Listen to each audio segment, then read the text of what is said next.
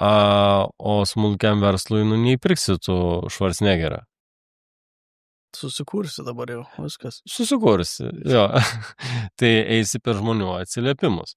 Ir sakykime, žiūrėk, o ar, tarkim, tavo paslaugai, ar ne, tavo paslaugoje kiek nors duoda taškų kažkokie tai interakcijos klientų su tinklais arba su to produktu. Na, sakykime, reklamos efektyvumui, kad vis tiek dabar viskas apjungta labai, ar ne, yra daug ten tų SEO reitingų ir panašiai, ar duoda kažkoks tai, nežinau, aktyvumas, turinio, bendravimas ir panašiai pačiai kompanijai?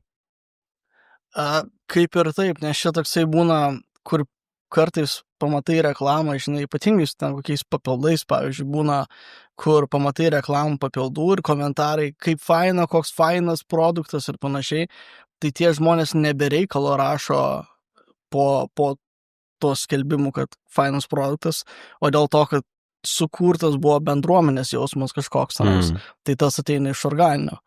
Tai kartais pasijaučia, tai dėl to būna sudėtinga kartais, jeigu iš vis nieko nedaroma yra iš organinės pusės, bet konkuruoja su tais, kurie daro daug iš organinės pusės.